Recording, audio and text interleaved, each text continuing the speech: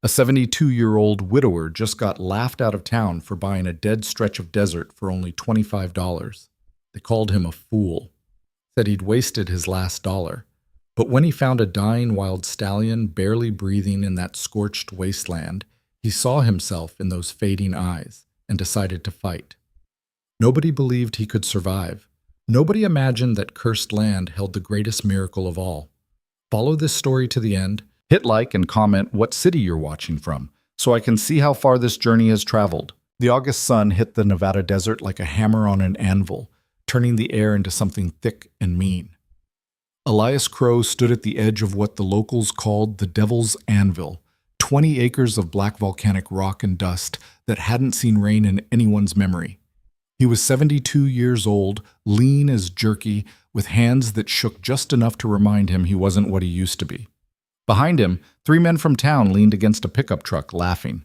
$25, one of them called out. Hell, Elias, I wouldn't pay 25 cents for that graveyard. Elias didn't turn around. He'd heard worse. The deed was in his pocket, signed that morning at the county office. The clerk had looked at him like he'd lost his mind. Maybe he had. His wife Margaret had been gone 4 months now, and the house they'd rented for 30 years felt like a tomb. The landlord wanted him out by September. $25 was all he had left after the funeral. The hospital bills, the everything. You even got water out here? Another man shouted. This one was Dale Hutchins, who owned the feed store and never missed a chance to remind people. I'll figure it out, Elias said. Figure it out, Dale repeated, like it was the punchline to a joke. Man's gonna die of thirst on his own land. That's poetic, I guess. The third man, younger, just shook his head. Come on, let's go. This is depressing. The truck kicked up dust as it pulled away, and then Elias was alone. Completely alone. The silence out here wasn't peaceful. It was heavy, like the sky was pressing down on him. He walked forward, boots crunching on the brittle ground. The volcanic rock was sharp in places, smooth in others, all of it black as coal and hot enough to burn through thin soles. Nothing grew here, not even weeds. He'd bought it because it was all he could afford, because he needed something, anything, that was his, because dying in a rented room felt worse than dying on land with his name on it. Margaret, he said to the empty air, I hope you're not watching this. His truck was a 1987 Ford that burned oil and made a sound like a sick dog when it started. He'd parked it a quarter-mile back where the dirt road ended.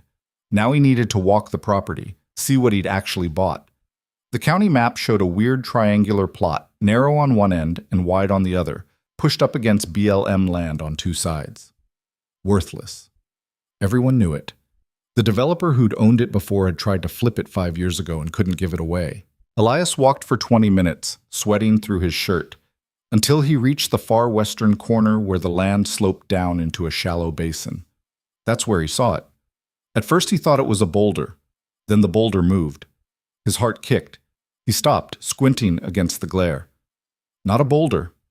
A horse. A big one. Dark brown, lying on its side in the shade of an outcropping. It wasn't moving much. Just the ribs, rising and falling too slow. Elias moved closer, careful. Wild horses weren't common this far south, but they existed. This one looked like it had been through hell.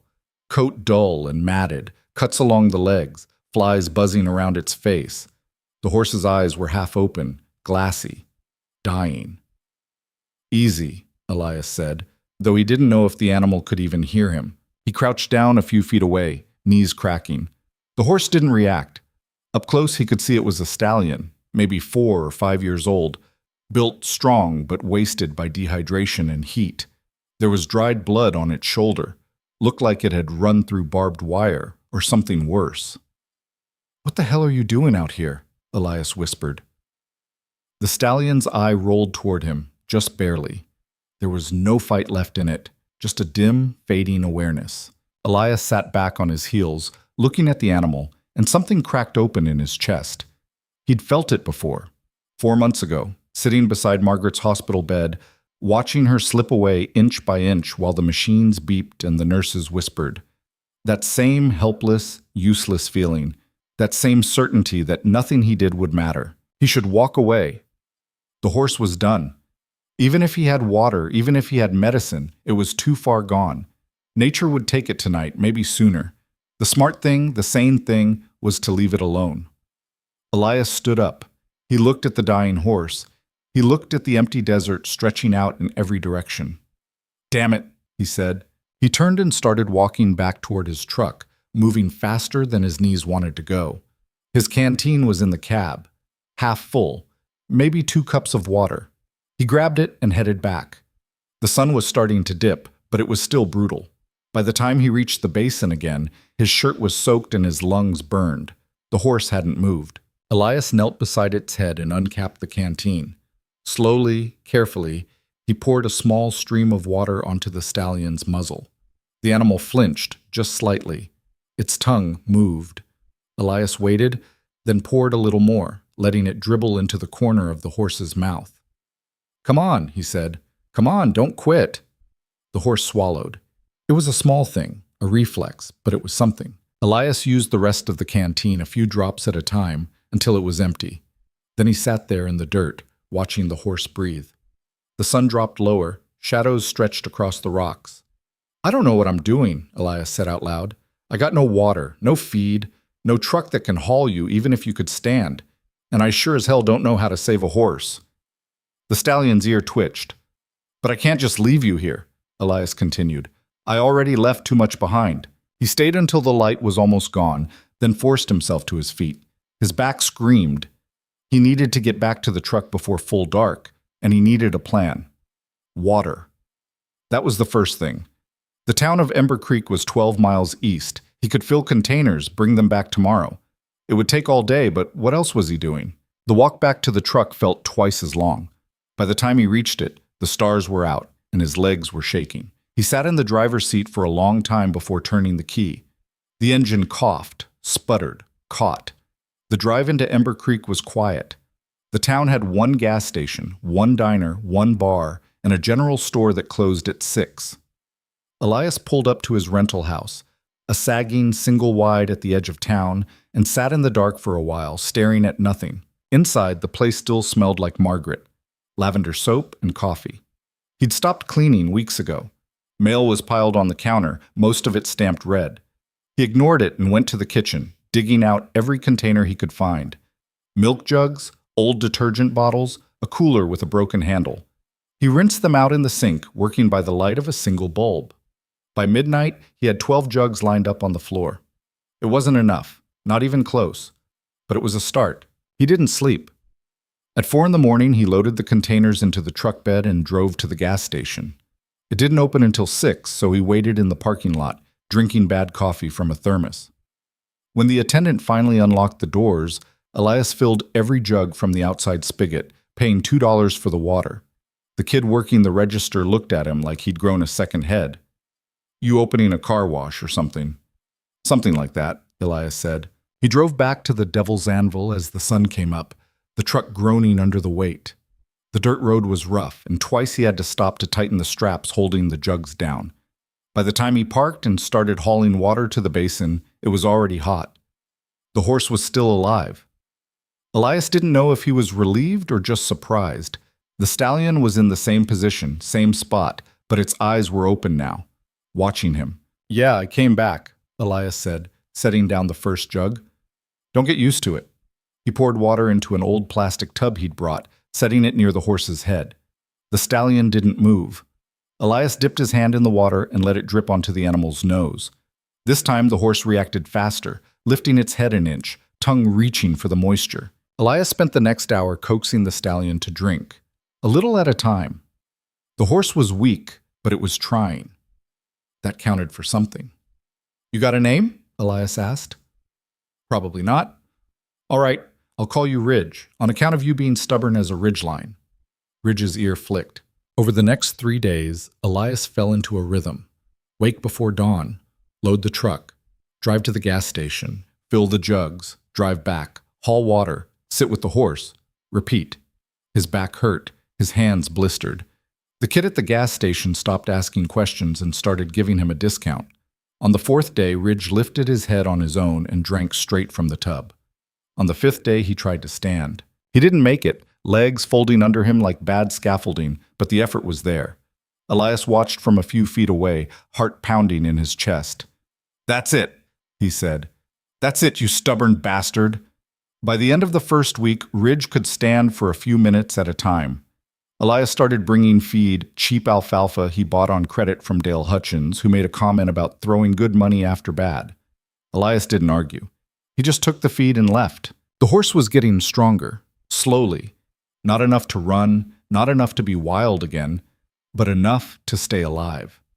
Elias started spending entire days out on the land, sleeping in the truck bed, rationing his own water so Ridge could have more. He stopped going into town except for supplies. People noticed. Dale mentioned it to a few folks. Word got around. On the 10th day, a black SUV pulled up to the edge of Elias's property. Elias was sitting in the shade of the outcropping, watching Ridge tear at a pile of hay when he heard the engine. He stood slowly, shading his eyes. The SUV was new, expensive, out of place. It parked where the dirt road ended, and a man stepped out, tall, mid-50s, suit that probably cost more than Elias's truck, sunglasses that reflected the desert back at itself. The man walked toward him with the kind of confidence that came from never being told no. "Elias Crow?" the man called out. "That's me." The man stopped a few feet away, glancing at Ridge, then back at Elias. "Victor Hale. I'm a developer. I've been working on a project in this area, and I wanted to introduce myself." Elias didn't offer his hand. "All right."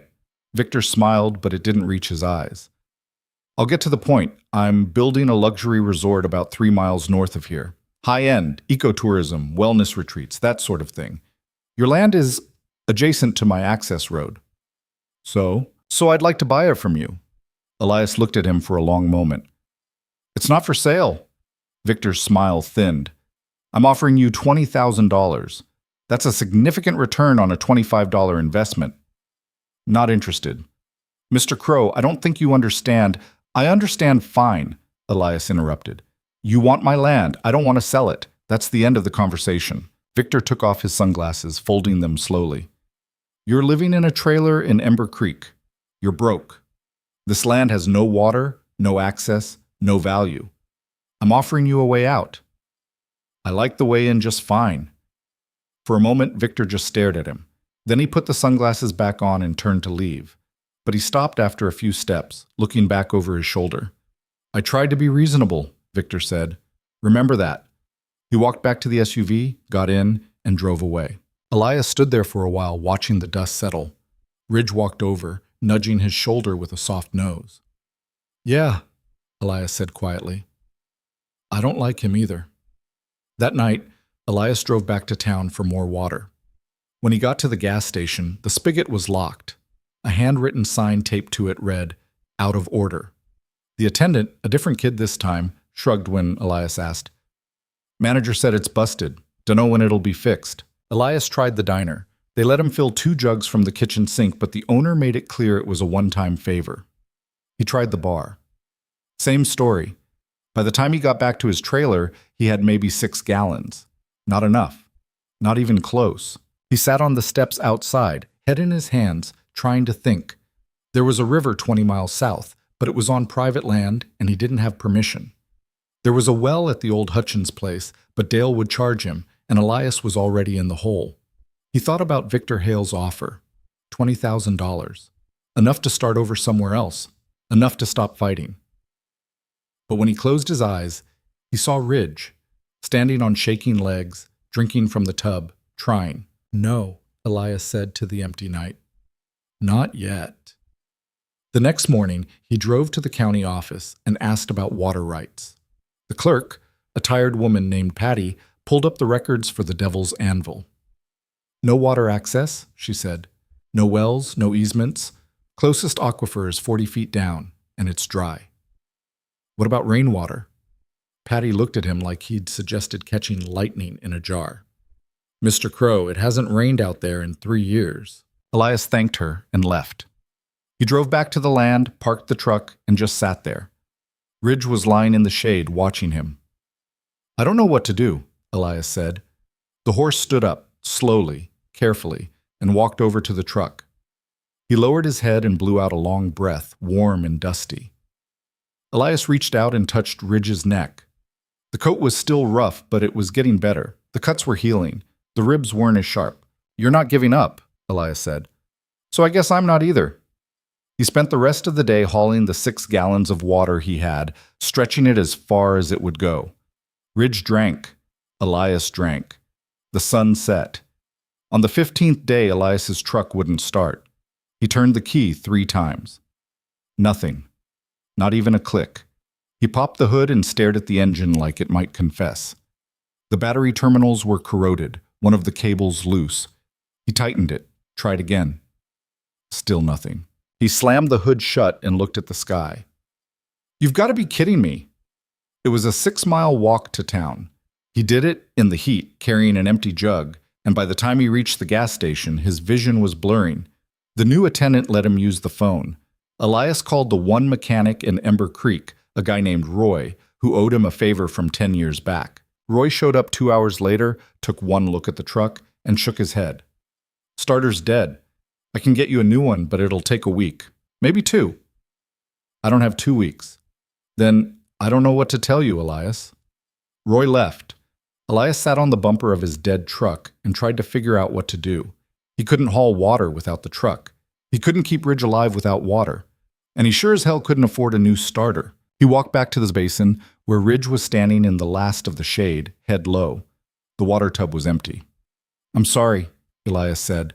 "I don't know how to fix this." Ridge walked over to him, slow and deliberate, and pressed his forehead against Elias's chest. Elias closed his eyes. His hands came up, resting on the horse's neck. "I'm trying," he whispered. "I swear I'm trying." That night, he slept on the ground next to Ridge, staring up at the stars. The desert was cold after dark, and he didn't have a blanket. He didn't care. Somewhere in the distance, a coyote howled. Elias thought about Margaret, about the way she used to hum while she cooked, about the way she'd touch his hand when he was angry, just a small squeeze, and it would take the edge off, about the way she'd looked at him the last time, in the hospital, too tired to speak but still trying to smile. "I miss you," he said to the sky. The stars didn't answer. At dawn, he woke to the sound of an engine. He sat up, disoriented, and saw the black SUV parked at the edge of his land again. Victor Hale stepped out, but this time he wasn't alone. 2 men in work clothes climbed out after him. Elias stood, brushing dirt off his pants. Ridge was already on his feet, ears pinned back. Victor walked over, stopping just outside the basin. "Mr. Crow, I heard about your truck. That's unfortunate. What do you want?" "I want to make things easier for you." Victor gestured to the 2 men. "I'm having a road graded through this area next week. Heavy equipment. It's going to get loud, dusty. Your horse won't like it." "This is my land. You can't—" "I can," Victor interrupted. "The county approved my access easement 6 months ago. It runs right through here." He pointed to a line that cut straight through the basin where Ridge stood. Elias felt his chest tighten. "That's a lie. Check with Patty if you want. It's all legal." Victor's smile was thin and cold. "But I'm willing to work with you. Sell me the land and I'll make sure you and your horse are taken care of. I'll even throw in a transport trailer." "Get off my property." Victor didn't move. "You're going to lose, Elias. You've got no water, no money, no way to fight this. I'm giving you a way out. Take it." "No." Victor's expression didn't change, but something shifted in his eyes. "All right, have it your way." He turned and walked back to the SUV. The 2 men followed. Before he got in, Victor looked back one more time. "Clock's ticking," he said. Then they were gone. Elias stood there, shaking, not from fear, but from rage. Ridge walked over and nudged him hard enough to almost knock him down. "I know," Elias said. "I know." He spent the rest of the day trying to figure out what to do. He walked the property line, looking for the easement markers Victor had mentioned. He found them, metal stakes driven into the ground, marked with orange tape. The line ran right through the heart of the basin. That night, he went back to town and found Patty at the county office, just as she was locking up. "Is it true?" he asked. "The easement?" Patty sighed. "Yeah, it's true. Hale Development filed it months ago. Nobody contested it because nobody owned the land. I own it now." You bought it 2 weeks ago, Elias. The easement was already approved. So what do I do? Patty looked at him with something close to pity. You could try to fight it in court, but that'll cost money you don't have. Or you could sell and move on. Elias didn't answer. He just walked away. Back at the Devil's Anvil, he sat with Ridge and watched the stars come out. The horse leaned against him, warm and solid. I don't know how to beat him, Elias said. I don't even know how to keep you alive past next week. Ridge snorted, shaking his mane. Yeah, Elias said. Yeah, I hear you. He didn't sleep that night. Instead, he walked the land, every inch of it, looking for something, anything that might help. Water, an old well. A spring. Anything. He found nothing. As the sun started to rise, he stood at the center of the basin and looked at Ridge, who was watching him with those dark, steady eyes. I'm not done yet, Elias said, and for the first time in months, he believed it.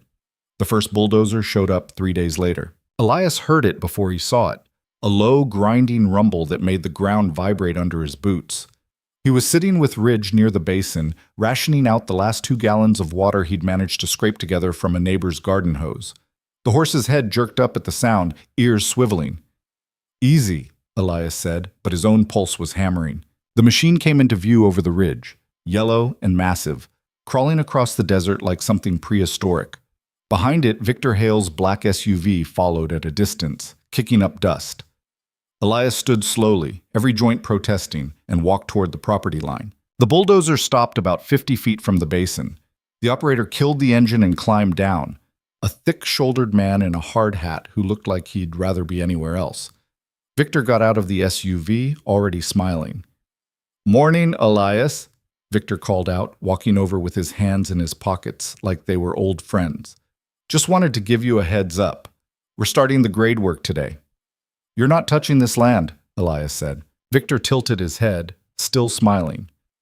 I'm not touching your land. I'm working the easement, completely legal. You want to call Patty and confirm, be my guest. The bulldozer operator shifted his weight, looking uncomfortable. Mr. Hale, if there's going to be a problem, there's no problem, Victor said smoothly. Mr. Crow understands how this works. Don't you, Elias? Elias felt his hands curl into fists. He was 72 years old, half Victor's size, and hadn't thrown a punch since 1970. But the urge was there, bright and sharp. You do this, you'll ruin the only shade that horse has, Elias said, pointing at the outcropping. That's his water source, his shelter. You run equipment through here, you'll kill him. Victor's smile faded just slightly. Then I suggest you move him. Move him where? He can barely stand for more than an hour. Not my problem. Victor turned to the operator. Get started. The man hesitated, looking between them. Then he climbed back into the bulldozer and fired it up. The engine roared to life, belching black smoke. Elias didn't think. He just moved, stepping directly into the path of the machine, arms spread. The operator saw him and immediately killed the throttle, eyes going wide. Jesus Christ, old man, get out of the way. No, Elias said. Victor walked over and now the smile was completely gone. Elias, you're being ridiculous. Move. Make me. For a long moment they stood there, Elias in front of the bulldozer, Victor a few feet away, the operator watching from the cab like he was witnessing a car wreck. Ridge was pacing behind them, snorting and tossing his head. Victor pulled out his phone. I'm calling the sheriff. Go ahead. Victor made the call. Elias didn't move. The operator turned off the bulldozer and sat there with his arms crossed, clearly done with the whole situation. 20 minutes later, a white pickup with a county seal on the door pulled up, and Sheriff Coleman got out. Coleman was in his mid-60s, overweight, with a mustache that had gone gray years ago. He'd known Elias since high school. He walked over slowly, taking in the scene, and sighed like a man who'd seen this movie before. Elias, Coleman said, what are you doing? Standing on my land. You're blocking a legal easement. I'm standing on my land, Elias repeated. Coleman rubbed his face. Victor, give us a minute. Victor looked annoyed but walked back to his SUV. Coleman stepped closer, lowering his voice. Elias, I know you've had a rough year. I know what you're going through. But you can't do this. The easement's legal. You don't have a case. He's trying to kill my horse. He's building a road. Same thing. Coleman looked at Ridge, then back at Elias. Look, if you need help moving the horse, I can make some calls. There's a rescue out in Reno that might. I'm not giving him up. Then what's the plan here? You gonna stand in front of a bulldozer until you drop dead? Elias didn't answer. He didn't have an answer. Coleman sighed again, deeper this time. I don't want to arrest you, but if you don't move, I have to. Then arrest me. Elias, I'm not moving, Tom. Coleman stared at him for a long time. Then he turned and walked back to Victor, who was leaning against his SUV with his arms crossed. They talked in low voices, too quiet for Elias to hear. Finally, Victor threw up his hands and got back in the SUV. The bulldozer operator followed suit, climbing into his own truck. Coleman walked back to Elias. You got 24 hours. After that, I'm coming back with a court order, and you'll go to jail if you pull this stunt again. Use the time to figure something out. He left. The machines left, and Elias stood there in the dust, shaking so hard he had to sit down. Ridge walked over and lowered his head, resting it on Elias's shoulder. I bought us a day, Elias said. That's all I got. That night, he drove into Ember Creek and knocked on doors. First stop was Dale Hutchins, who answered in a bathrobe and looked at Elias like he'd brought the plague. I need help, Elias said. Dale snorted. Join the club. I need to move a horse, just temporarily, somewhere safe for a few days while I figure things out. And what do I get out of it? I'll pay you back. With what? You're broke, Elias. Everyone knows it. I'll work it off. I can still swing a hammer. You're 72 years old, Dale interrupted. You can't do anything I can't hire a teenager to do for minimum wage. Answer's no. He shut the door. Elias tried 3 more houses. Same result. People were polite mostly, but the answer was always no. By midnight, he was out of options and out of energy. He drove back to the Devil's Anvil and slept in the truck bed, staring at the stars. The next morning, Ridge wouldn't eat. Elias had brought a fresh bale of hay, but the horse just looked at it and turned away. He was standing, but barely, legs trembling, head low. The heat was already climbing, and they were down to less than a gallon of water. Come on, Elias said, holding out a handful of hay. You gotta eat. Ridge didn't move. Elias felt something cold settle in his chest. The horse was giving up. He could see it in the way Ridge stood, the way his eyes had gone dull. The fight was draining out of him, same way it had drained out of Margaret in those final weeks. No, Elias said. No, you don't get to quit. Not now. He poured the last of the water into the tub, but Ridge didn't drink. Elias knelt beside him, running a hand down the horse's neck. The coat was rough, the ribs too sharp. All the progress they'd made was slipping away. I'm sorry, Elias whispered. I'm so sorry. At noon, the bulldozer came back. This time, there were 2 of them, along with a grader and a water truck. Victor's SUV pulled up behind them, and Sheriff Coleman's pickup wasn't far behind. Coleman got out, holding a piece of paper. Court order, he said, handing it to Elias. Easement work is authorized to proceed. You interfere, you go to jail. That's it. Elias looked at the paper. The words blurred together. How long do I have? They're starting now. The machines fired up, and the noise was deafening. Ridge bolted, or tried to. His legs folded under him, and he went down hard, thrashing in the dirt. Elias ran to him, dropping to his knees. Whoa, easy, Elias shouted over the noise, hands on Ridge's neck. The horse was panicking, eyes rolling, breath coming in sharp gasps. The bulldozers moved closer, engines roaring. Dust billowed up, thick and choking. Ridge tried to stand again, failed, and Elias felt something break inside him. Stop, he screamed, turning toward the machines. Stop, you're killing him. Nobody heard him. Or if they did, they didn't care. The bulldozers kept coming, blades digging into the earth, tearing up the ground in long, brutal furrows. The noise was unbearable. Ridge was still thrashing, and Elias couldn't calm him down, couldn't do anything except hold on and watch it all fall apart. Then Victor was there, standing a few feet away, watching. This didn't have to happen, Victor said, loud enough to be heard over the machines. You could have taken the money and walked away. Elias looked up at him, and for the first time in his life, he understood what it felt like to genuinely hate someone. Get out, Elias said. Victor shrugged. It's a free country. He walked away. The bulldozers kept working. Ridge finally stopped thrashing and just lay there, sides heaving, covered in dust. Elias sat beside him, one hand on the horse's neck, and watched the land get torn apart. By the time the machine stopped, 3 hours later, the basin was unrecognizable. The outcropping was still there, but the ground around it had been leveled and graded, scraped down to bedrock in places. The shade was gone. The shelter was gone. What was left looked like a construction site. The machines pulled out, leaving deep ruts and a haze of dust that hung in the air like a curse. Coleman walked over, looking tired. "I'm sorry, Elias," he said. Elias didn't answer. He just sat there with Ridge, waiting for the dust to settle. When the sun started to go down, he finally stood. His legs barely held him. Ridge was still on the ground, breathing but not moving. Elias walked to the truck, pulled out a tarp, and spread it over the horse to block the worst of the wind. Then he sat down again and leaned against Ridge's side. "I don't know what to do," he said quietly. "I don't know how to fix this." Ridge's ear twitched, the only sign he was listening. Elias closed his eyes. He thought about calling it quits. Thought about accepting that some things couldn't be saved, no matter how hard you fought. Thought about Margaret and the way she'd let go at the end, peaceful and ready. But when he opened his eyes, Ridge was looking at him, not the dull, empty stare from earlier. Something sharper, something that hadn't given up yet. "All right," Elias said. "All right, we'll try." He spent the next day trying to scavenge water from every source he could think of. He drove to a creek 15 miles south, only to find it had dried up. He tried a cattle ranch on the edge of town, but the foreman ran him off. He even went back to the gas station, where the spigot was still locked and the attendant told him to stop asking. By the time he got back to the Devil's Anvil, it was almost dark and he had nothing.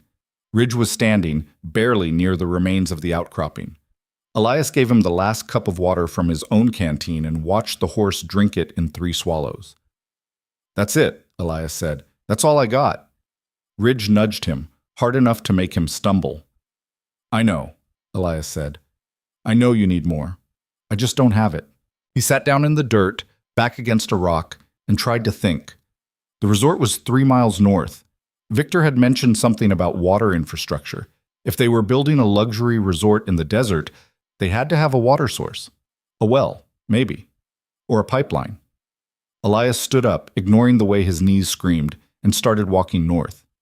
Ridge followed, moving slow but determined. They walked for over an hour, across open desert, until they saw lights in the distance. The construction site was massive. Bulldozers, trailers, stacks of lumber, concrete mixers.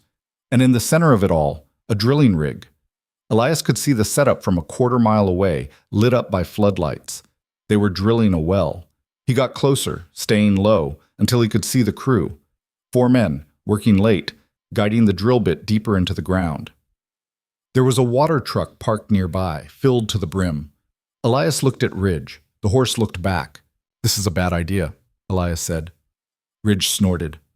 Elias waited until the crew took a break, heading into one of the trailers. Then he moved fast, circling around to the water truck. The spigot was locked, but the cap on the tank itself wasn't. He climbed up, unscrewed it, and lowered a hose he'd brought from his truck. It took 10 minutes to fill the jugs he'd carried. His heart was hammering the whole time, expecting someone to shout, to come running.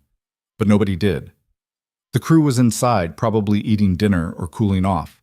He screwed the cap back on, climbed down, and loaded the jugs onto Ridge's back using a makeshift harness he'd rigged from rope and canvas.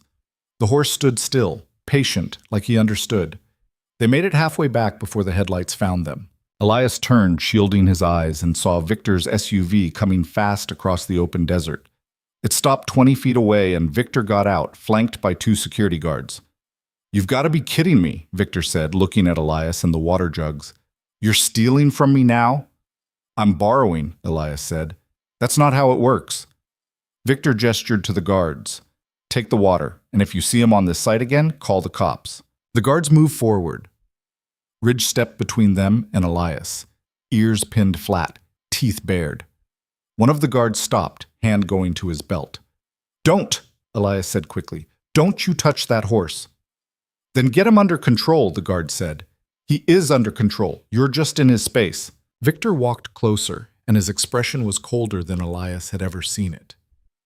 "You're done, Elias," You hear me? You're out of moves, out of options. Sell me the land or I'll make sure you lose everything. I already lost everything, Elias said. You're just late to the party. Victor stared at him. Then he turned to the guards. Take the water. Let him go. The guards moved in and Ridge lunged. He didn't bite, didn't strike, just lunged. And it was enough. The guards backed off, hands up. Victor swore under his breath. Fine, Victor said. Keep the damn water. But if I catch you here again, I'll have you arrested, and I'll make sure that horse ends up at a glue factory. He got back in the SUV and drove off, the guards following. Elias stood there, shaking, until the headlights disappeared over the ridge. Ridge nudged him. Yeah, Elias said. Let's go home. They made it back to the Devil's Anvil just before midnight. Elias unloaded the water, gave Ridge as much as he could drink, and collapsed in the dirt. Every muscle in his body hurt.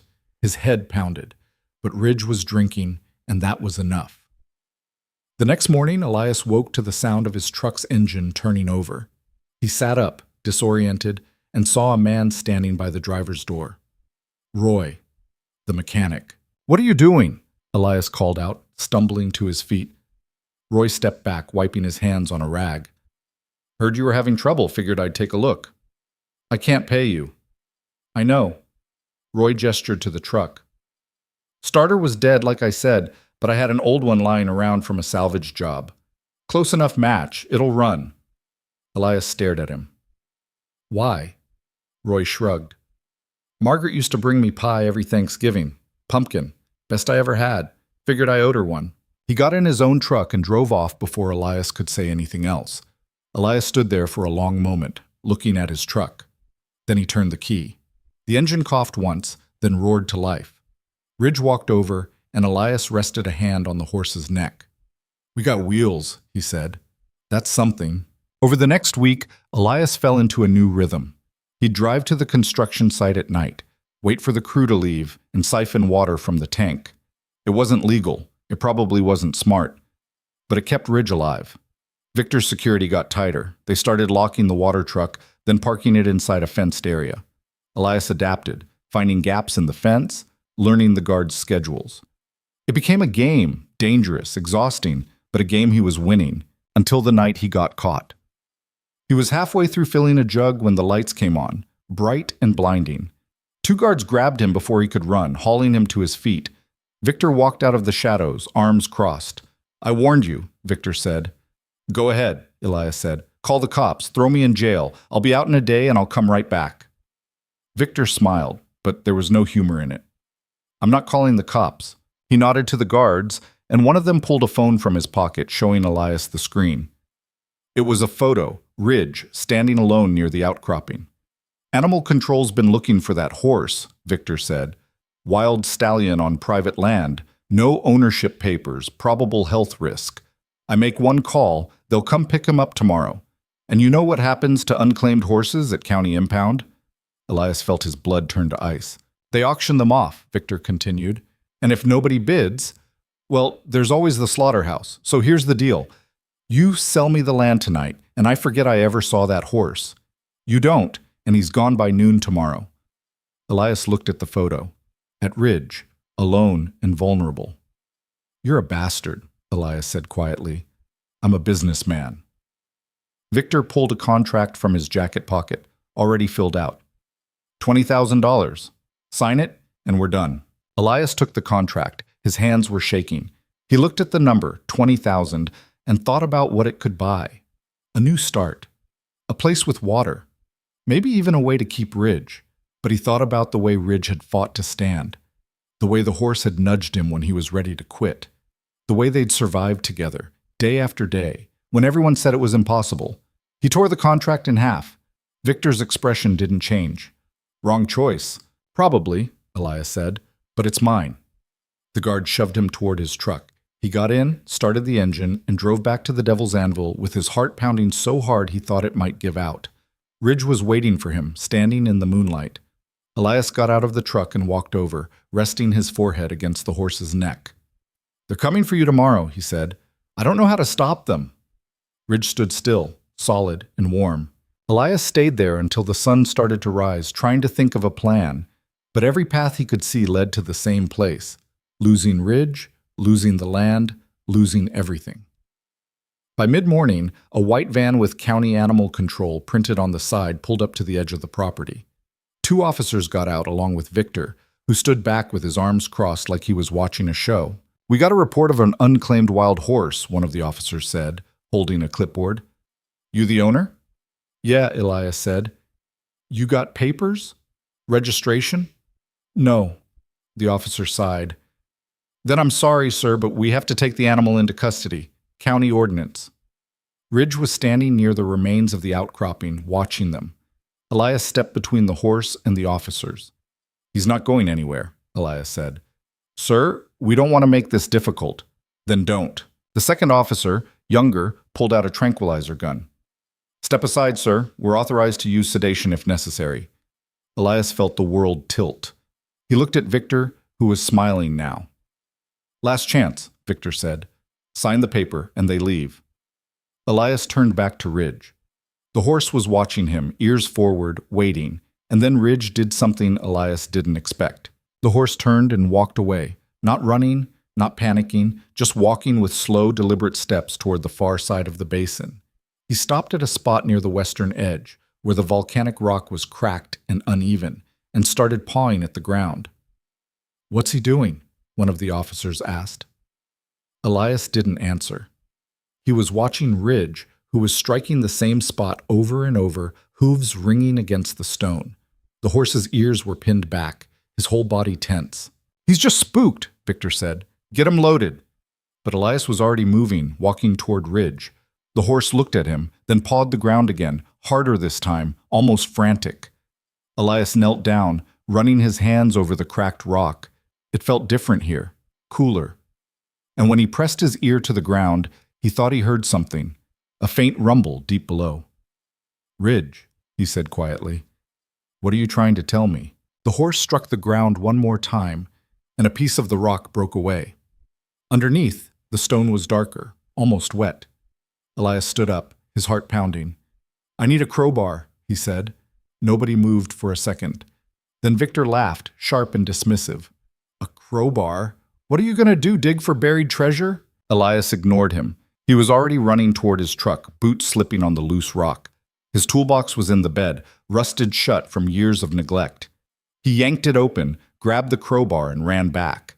Ridge was still there, pawing at the same spot, breath coming hard through his nostrils. The animal control officers had stopped advancing, watching with confused expressions. Victor's smile had faded into something irritated. "Sir, we need to proceed with—" one of the officers started. "Just give me a minute," Elias said, dropping to his knees.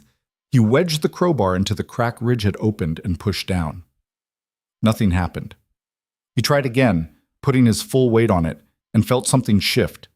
A piece of volcanic rock the size of a dinner plate broke loose, tumbling away. Underneath, the stone was dark and wet. Elias pressed his hand against it. Cool water seeped between his fingers. "There's water," he said, barely breathing the words. "What?" The younger officer stepped closer. Elias jammed the crowbar deeper into the crack, levering up another chunk of rock. More water. Not much, just a trickle, but it was there, pooling in the depression, reflecting the harsh desert sun. Victor walked over, his expression unreadable. "That's groundwater seepage. Could be from anywhere. Doesn't mean anything." But Elias wasn't listening. He could feel it now, a faint vibration under his palm, like a pulse. Ridge was standing right beside him, nostrils flared, eyes locked on the ground. "Get back," Elias said to everyone. Just get back." He drove the crowbar in as deep as it would go, angling it toward the vibration. The metal scraped against stone, then suddenly dropped, sinking 6 inches into open space. Elias pulled it out and looked into the hole. Darkness, and the sound of moving water. "There's a cavity down there," he said. "Something hollow." Victor's face had gone tight. "This is absurd. You're wasting everyone's time." "Then why are you still here?" Elias shot back. He picked up a rock and dropped it into the hole. It fell for a long second before hitting water with a distant splash that echoed up from below. The rumbling got louder. Ridge backed up, snorting. The animal control officers looked at each other, then started moving toward their van. Even Victor took a step back. "What is that?" the younger officer said. Elias didn't answer. He was staring at the crack, which was widening, not fast, but steady, like something underneath was waking up. The ground trembled. Dust rose in small puffs around the edges of the break. "Everyone off the property," Victor said suddenly. "Now." "This is my land," Elias said. "I don't care. If this is some kind of sinkhole." The ground dropped. Not collapsed. Dropped. A section of volcanic rock the size of a kitchen table just fell away, disappearing into the darkness below. The hole it left behind was maybe 4 feet across, jagged-edged, and from inside came the sound of rushing water. Elias scrambled back as more rock broke away, widening the opening. Ridge was already 20 feet back, ears flat against his skull. The animal control officers were running for their van. Victor stood frozen, staring at the hole. Then the pressure hit. It came all at once. A column of water that exploded out of the ground like a cannon shot, spraying 15 feet into the air before falling back in a frothing torrent. The noise was deafening, a roar that drowned out everything else. Water poured out of the opening, spreading across the basin in a shallow flood that turned the dust to mud in seconds. Elias fell backward, soaked instantly, trying to process what he was seeing. Ridge was dancing in place, alternating between fear and something that looked almost like excitement. The geyser kept coming, relentless, sending up a mist that caught the sunlight and turned it into rainbows. Victor was shouting something, but Elias couldn't hear him over the water. The developer was backing toward his SUV, shoes squelching in the mud, face pale. The animal control officers were already in their van, pulling away fast. The white vehicle fishtailed in the wet dirt before finding traction and disappearing down the access road. And still the water came. Elias got to his feet, unsteady, staring at the geyser. It wasn't slowing down. If anything, it was getting stronger. The column of water now reaching 20 feet, maybe more, pulsing with a rhythm that felt alive.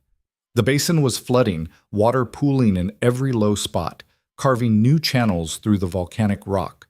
Ridge walked toward him, splashing through ankle-deep water, and pressed his nose against Elias's chest. "You knew," Elias said, running a hand down the horse's wet neck.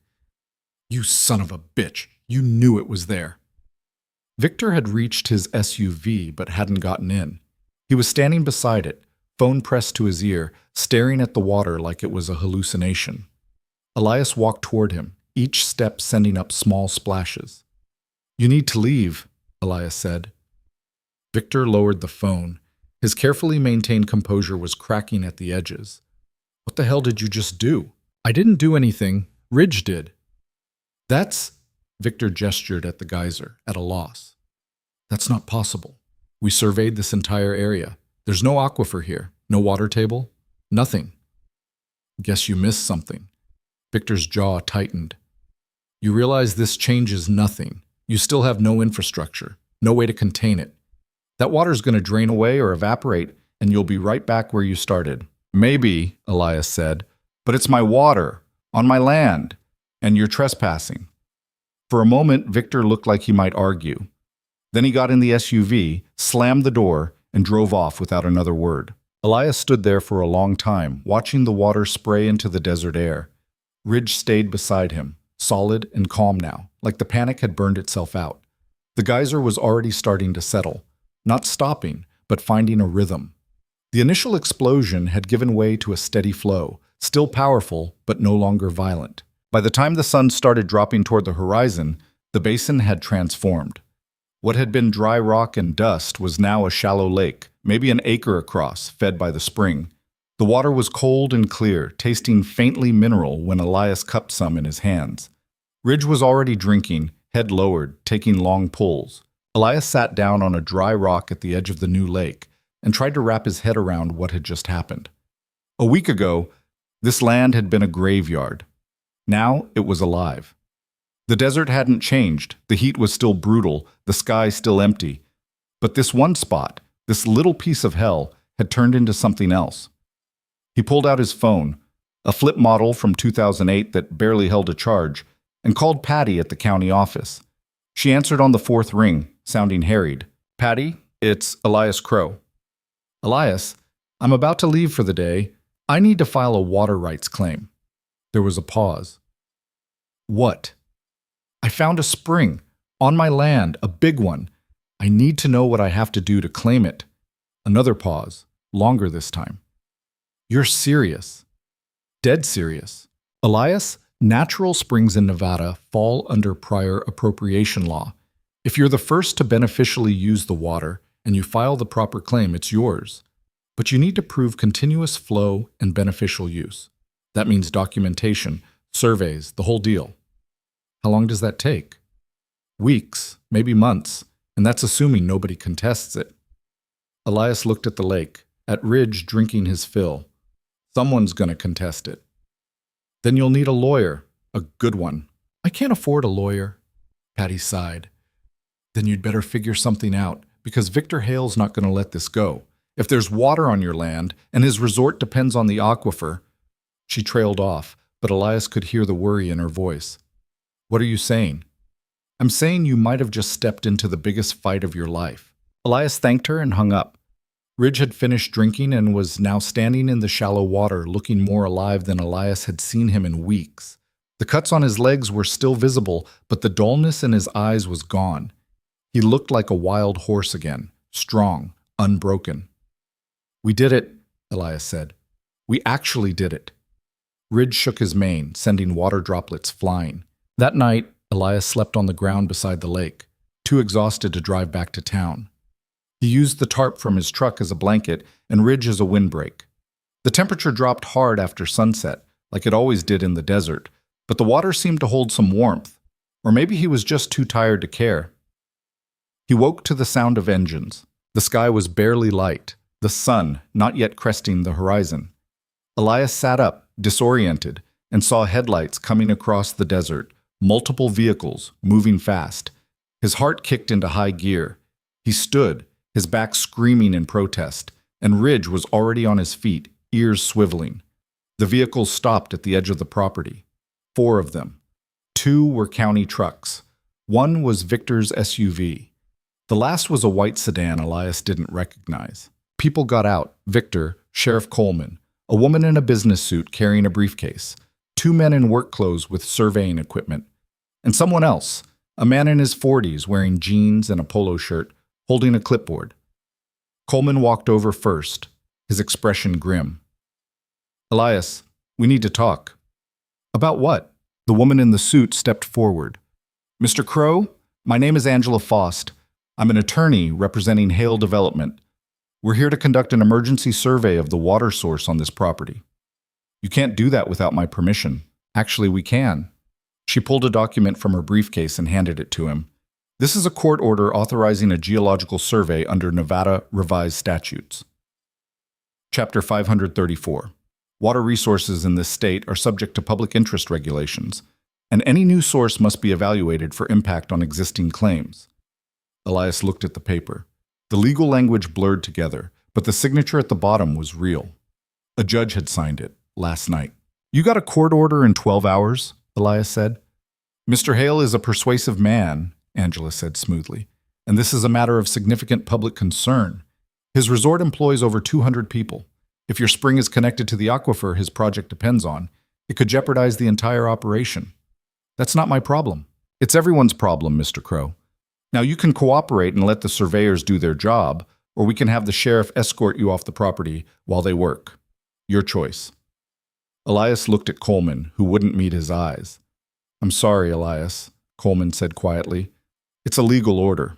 The surveyors were already setting up equipment near the spring, unloading instruments from the trucks. The man with the clipboard, a hydrologist, Elias guessed, was taking water samples, lowering a small vial into the lake. This is bullshit, Elias said. Language, Mr. Crow, Angela said with a thin smile. Victor had stayed near his SUV, arms crossed, watching. Elias walked toward him, ignoring the lawyer's protest. Ridge followed, close enough that his shoulder brushed Elias's arm. You really can't stand to lose, can you? Elias said. Victor's expression was cold. This isn't about losing. It's about protecting an investment. That spring of yours? If it's pulling from the same aquifer I'm using, you could drain my well dry. I've got $40 million sunk into this project. I'm not letting some old man with a death wish ruin it. You don't own the water under the ground. Neither do you. Not yet. And if my hydrologist finds what I think he's going to find, you never will. The hydrologist in question was now conferring with the surveyors, pointing at a handheld device that was beeping steadily.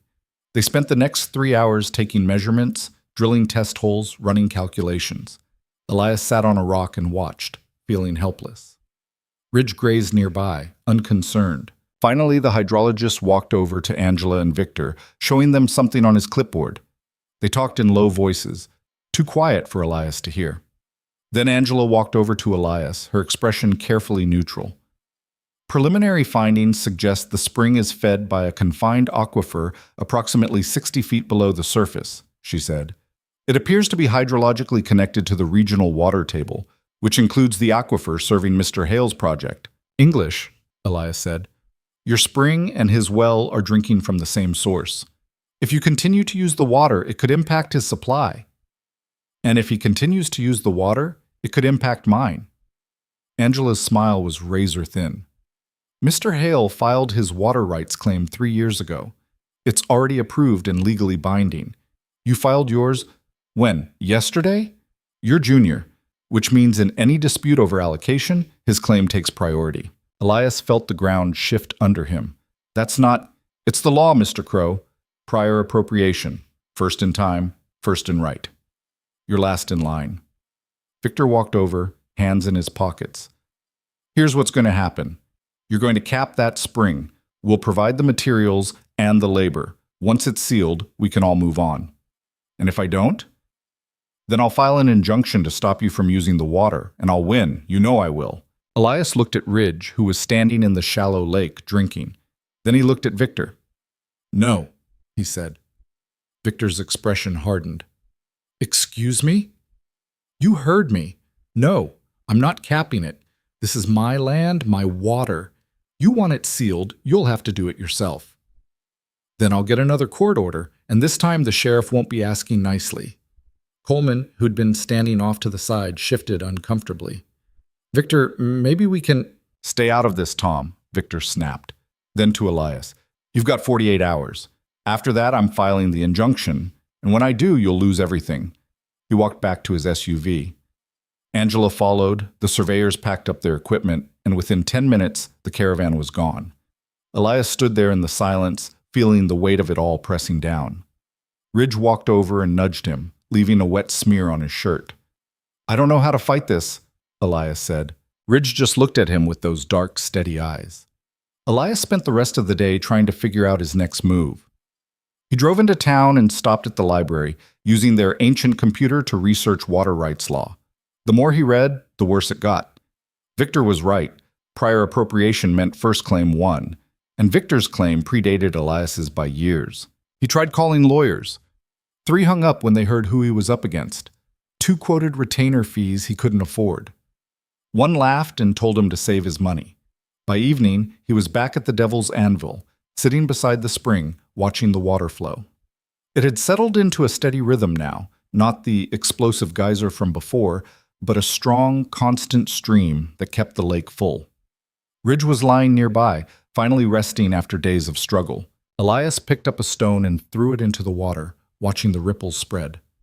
I can't beat him in court, he said out loud.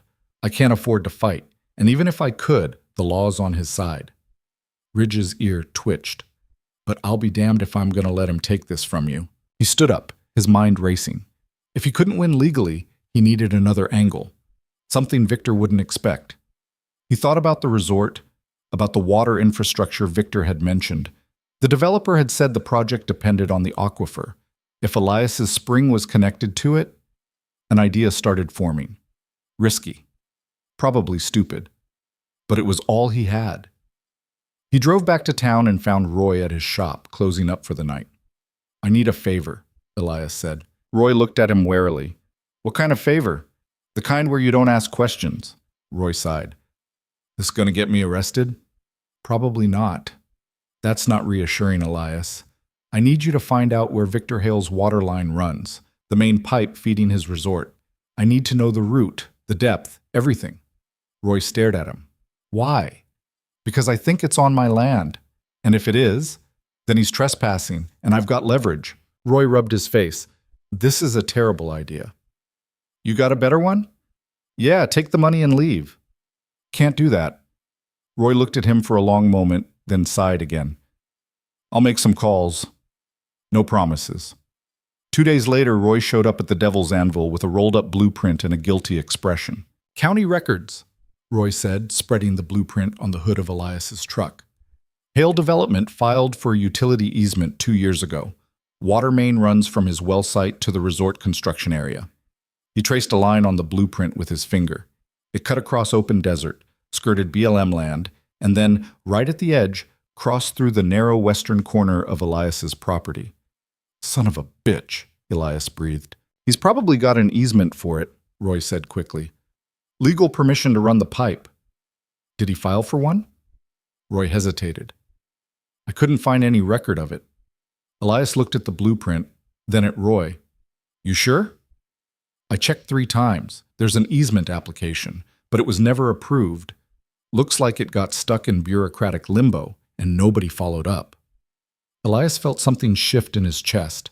Not hope, exactly, but something close. That means the pipe's on my land without permission. Technically, yeah.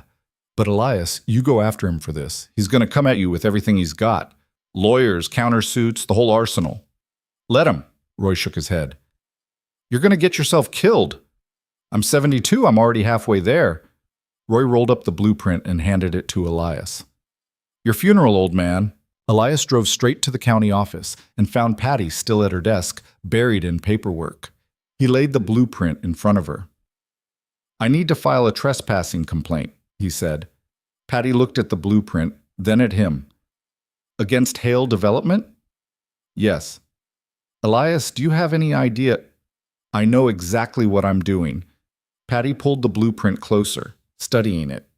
Her expression shifted from skeptical to surprised. He never got approval for this. I know. That means the pipeline's illegal. I know. Patty sat back, staring at him. You realize he's going to fight this. He'll claim it was an administrative oversight, get retroactive approval, tie it up in appeals for years. Maybe. But in the meantime, I've got a legal complaint on file, which means if he tries to shut down my spring, I can point to his pipeline and say he's doing the exact same thing, trespassing on my land without permission. A slow smile spread across Patty's face. You sneaky old bastard. I learned from the best. She pulled out a form and started filling it out. This is going to make you very unpopular. I was never popular to begin with. The complaint was filed that afternoon. By the next morning, Victor's lawyer was on the phone with Patty, demanding a meeting. By noon, the injunction Victor had threatened to file was quietly withdrawn. Elias got the call from Patty just after lunch. He backed off, she said, sounding almost amused. No injunction, no legal action. He's pulling back. Why? Because if he goes after your spring while his pipeline's sitting on your land illegally, it makes him look like a hypocrite. And more importantly, it gives you grounds to countersue. He's not stupid. He knows when to fold. Elias sat down heavily on the bumper of his truck, the phone pressed to his ear. So what happens now? Now? You both sit on your respective claims and hope the other guy blinks first, or you negotiate. Come to some kind of agreement. I'm not giving up the spring. Then you'd better hope he doesn't find another way to get what he wants. Elias hung up and walked back to the lake. Ridge was standing in the water, head lowered, drinking. The spring was still flowing, steady, and strong. For the first time in weeks, Elias let himself believe it might actually be over. He was wrong. 3 days later, Victor showed up at the Devil's Anvil in person. No lawyer, no entourage. Just him, stepping out of his SUV with his hands empty and his expression unreadable. Elias was sitting on a rock, watching Ridge graze, when Victor walked over. We need to talk, Victor said. I got nothing to say to you. Then listen. Victor sat down on a nearby rock, uninvited. I underestimated you. I thought you were just some broke old man trying to die with dignity. I didn't realize you had teeth. What do you want, Victor? I want to make a deal. Elias looked at him. I already turned down your money. I'm not offering money. Victor gestured at the spring, at the lake. You've got water. I need water. And like it or not, we're both pulling from the same source. We can keep fighting, drain our bank accounts on lawyers, and end up with nothing. Or we can work together. Work together how? You let me tap into your spring. Not much. Just enough to supplement my well during peak season.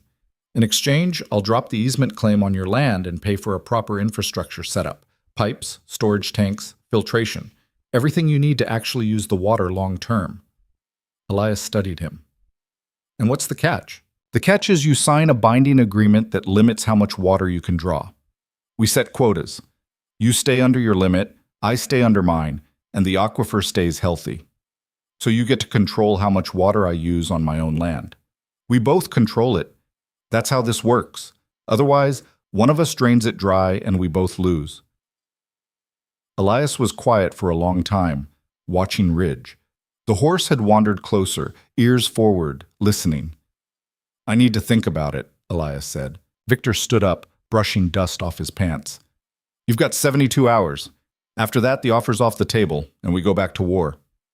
He walked back to his SUV and drove away. Elias sat there until the sun set, turning Victor's offer over in his mind. It made sense, in a cold, pragmatic way. It would solve the legal mess, give him the infrastructure he needed, and guarantee long-term access to the water. But it also meant trusting Victor, and Elias didn't trust him as far as he could throw him. Ridge walked over and lowered his head, resting it on Elias's shoulder. What do you think? Elias asked. The horse just breathed warm and steady. Elias closed his eyes. He thought about Margaret, about the way she'd always told him to pick his battles. Not every fight was worth winning. Sometimes survival was enough. But then he thought about the way Victor had tried to crush him, tried to take Ridge, tried to destroy the only thing Elias had left. And he knew what his answer would be. Elias showed up at Victor's office 3 days later, just before the deadline expired. The building was new construction on the edge of Ember Creek, all glass and steel that looked like it had been airlifted in from somewhere that mattered. The receptionist, a young woman with perfect teeth, looked startled when Elias walked in, boots tracking dust across the polished floor. I'm here to see Victor Hale, Elias said. Do you have an appointment? He's expecting me. She made a call and 2 minutes later Victor appeared, looking surprised. Elias, I didn't think you'd come. We need to talk, Elias said. Somewhere private. Victor led him to a conference room with windows overlooking the desert. There was coffee in a carafe that probably cost more than Elias's truck. Victor poured 2 cups without asking. So, Victor said, sitting down, you ready to accept my offer? Elias didn't touch the coffee. I did some digging, talked to a hydrologist out of Reno, independent guy, no connection to either of us. Victor's expression shifted slightly. And he told me something interesting. That aquifer you're so worried about, it's not a single source, it's a network. Multiple chambers connected by fissures in the volcanic rock. Which means my spring and your well aren't just connected, they're part of the same system. I already know that, but here's the part you don't know. Or maybe you do, and you're just hoping I'm too stupid to figure it out. Elias leaned forward. Your well is downstream, geologically speaking.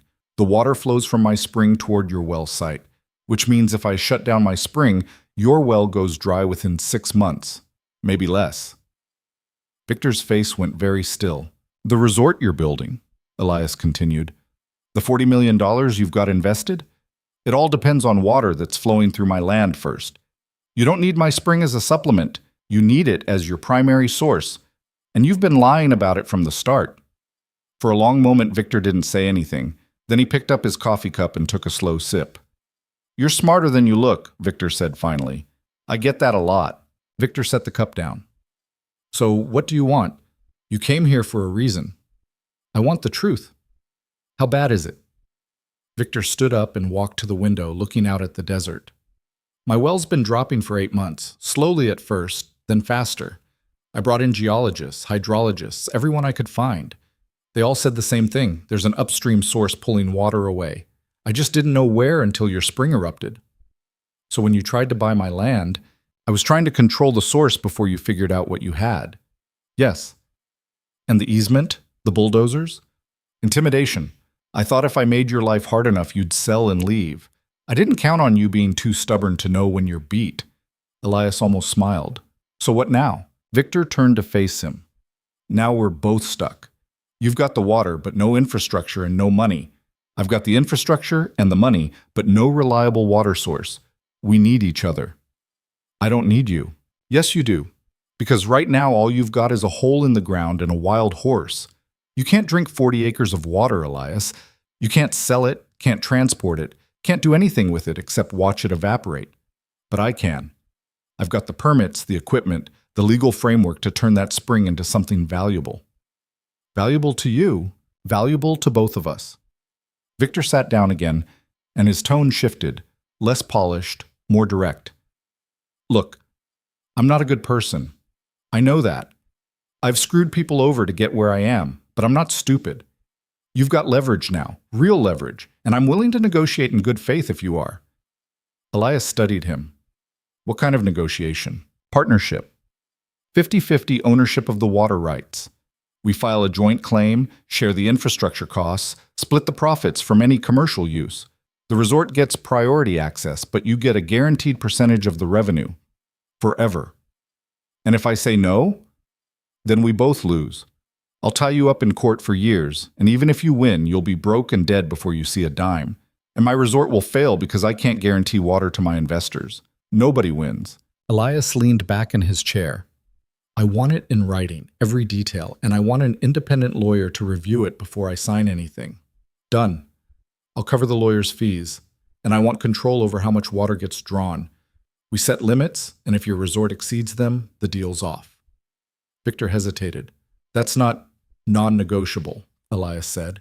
You want this partnership? That's the price. Victor was quiet for a long moment. Then he nodded. All right, you get final say on extraction limits. But we set them together based on geological data, no arbitrary restrictions. Fair enough. They shook hands. Victor's grip was firm, professional. Elias's hands were still calloused and rough, and he didn't try to hide it. One more thing, Elias said. The horse stays. Whatever infrastructure you build, it doesn't interfere with Ridge's access to the water. Victor raised an eyebrow. The horse gets a clause in the contract? The horse gets a clause in the contract. Fine. Anything else? Elias thought about it. Yeah, you apologize. Victor blinked. Excuse me? You tried to destroy me, tried to take everything I had. Before we're partners, I need to hear you say you're sorry. Victor's expression went through several shifts. Surprise, irritation, something that might have been respect. Then he sighed. I'm sorry, he said. I underestimated you, and I tried to crush you instead of working with you. That was wrong. It wasn't eloquent. It probably wasn't even entirely sincere, but it was something. All right, Elias said. Let's get this done. The paperwork took 2 weeks. Victor's lawyers drew up a contract that was 40 pages long and full of clauses Elias didn't understand. The independent lawyer Victor hired, a woman named Catherine Ruiz who specialized in water rights, spent 3 days going through it line by line with Elias, explaining every section. This is actually a good deal, Catherine said, sitting across from Elias at a coffee shop in Ember Creek. Better than I expected. You're getting full partnership rights, revenue sharing, and veto power over extraction rates. That's rare. What's the catch? The catch is you're locked in. If you want out, you have to buy Victor out at market value. And given what this water's worth, that could be millions you don't have. So I'm stuck with him. Unless he violates the contract, then you can dissolve the partnership and keep the water rights. But that's a high bar to clear. Elias signed the contract on a Tuesday morning at the county office, with Patty as the witness. Victor signed next to him, and just like that, they were partners. Congratulations, Victor said, offering his hand again. You just became a very wealthy man. I'll believe it when I see it, Elias said. The infrastructure work started a week later. Victor brought in a crew of 12 engineer, contractors, heavy equipment operators. They drilled a proper well casing around the spring to prevent contamination, installed a pump system to regulate flow, and ran a pipeline to a storage tank they built on the high ground. The whole operation took 6 weeks and cost, according to Victor, just over $300,000. Elias watched it all happen, half convinced it was a dream. Ridge watched too, wary of the strangers but tolerating their presence as long as they didn't get too close. By mid-October, the system was operational. Water flowed from the spring into the storage tank, which fed both the resort's main line and a separate line running back to Elias's land. Victor had kept his word. Ridge's access to the water was protected, a natural pool left open at the spring site where the horse could drink freely. The resort opened in November, 6 months behind schedule, but finally functional. Elias didn't attend the grand opening, but he saw the photos in the local paper. Wealthy tourists, infinity pools, spa treatments, all of it powered by water that flowed through his land first. The first revenue check arrived in December. Elias stared at it for a full minute, not quite believing the number. $12,000. His share of the first month's water fees. He deposited it at the bank in Ember Creek, where the teller looked at him like he'd robbed someone. "This is real?" she asked. "Apparently," Elias said. He used the money to pay off his debts first, the hospital bills, the overdue rent, the credit he owed Dale Hutchins. Then he bought supplies: lumber, fencing, feed. He hired Roy to help him build a small cabin on the Devil's Anvil, something sturdier than sleeping in his truck. The cabin took 2 months to finish. It wasn't fancy. One room, a wood stove, a bunk bed Elias found at a yard sale, but it was his. He moved out of the rental in Ember Creek on a cold February morning, packing everything he owned into the truck bed. It wasn't much. Ridge was waiting for him when he pulled up to the new cabin, standing near the spring like he'd been expecting this all along. "What do you think?" Elias asked, climbing out of the truck. Ridge snorted and walked over to inspect the structure, sniffing at the door frame. "Yeah, I know it's not much," Elias said, "but it's ours." That night, he lay in the bunk bed and listened to the sound of water flowing outside. It was steady, rhythmic, almost like breathing. For the first time since Margaret died, Elias slept through the night without waking. The checks kept coming. $12,000 in January, $15,000 in February, $18,000 in March as the resort hit peak season. Elias started putting money aside, not sure what for, just knowing he should. In April, a truck showed up at the Devil's Anvil, a livestock trailer with 3 horses inside. The driver was a woman in her 50s, weathered and tired-looking.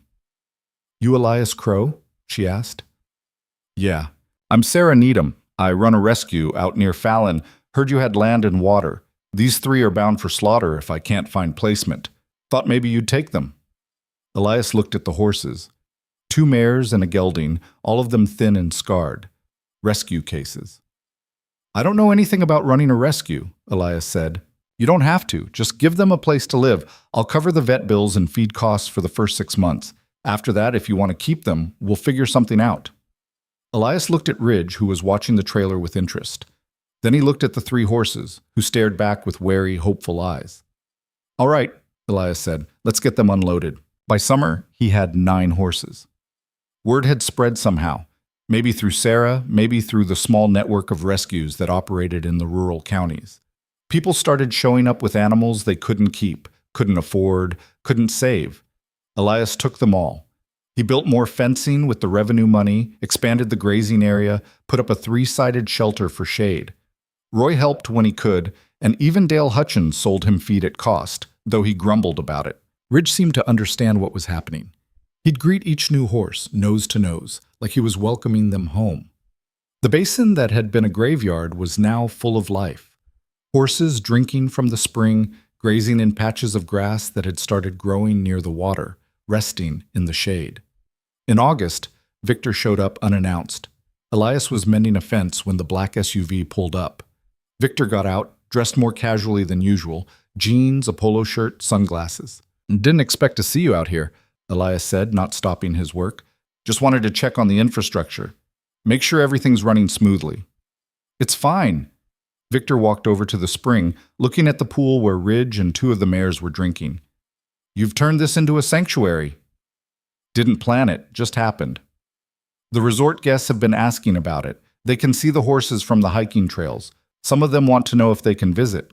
Elias straightened up, hammer in hand. "This isn't a petting zoo." "I know, but think about it. Controlled visits, small groups, educational focus. You could charge for it. Add another revenue stream?" "I'm not interested in turning this into a tourist attraction." Victor held up his hands. "Your call." "I'm just saying, you've built something here. People notice." He left after that, and Elias went back to mending the fence. But the conversation stuck with him. That night he sat outside the cabin with Ridge lying nearby, looking at the horses scattered across the basin. The moon was full, turning everything silver. The desert had always been harsh, but here, in this one spot, it felt almost gentle. He thought about what Victor had said, about what he'd built. It wasn't much. A cabin, some fences, a handful of broken horses. But it was more than he'd had 6 months ago, more than he'd thought he'd ever have again. In September, Sarah Needham showed up with a proposal. She wanted to partner with Elias to turn the Devil's Anvil into an official rescue sanctuary. She'd handle the logistics, the fundraising, the legal paperwork. He'd provide the land and the water. "What do I get out of it?" Elias asked. "A tax write-off, for one, and help. I've got volunteers, connections, resources. You're doing this alone right now, and that's not sustainable. Let me help." Elias thought about it for 2 days. Then he said yes. By October, the Devil's Anvil Equine Sanctuary was officially registered as a nonprofit. Sarah brought in volunteers to help with daily care, a vet who donated services, and a farrier who worked at cost. The operation grew slowly but steadily. The resort continued to thrive, and Elias's revenue share grew with it. He didn't spend much, just what he needed for the horses and basic living expenses. The rest went into a savings account that he checked once a month, still half convinced the numbers were a mistake. In November, almost a year after the spring had erupted, Victor called him. "We need to talk," Victor said, "in person." They met at the same coffee shop where Elias had reviewed the contract with Catherine. Victor looked tired, older than Elias remembered. "What's wrong?" Elias asked. "Nothing's wrong. Actually, things are good. Too good." Victor pulled out a folder and slid it across the table. "The resort's exceeding projections. We're booked solid through next year.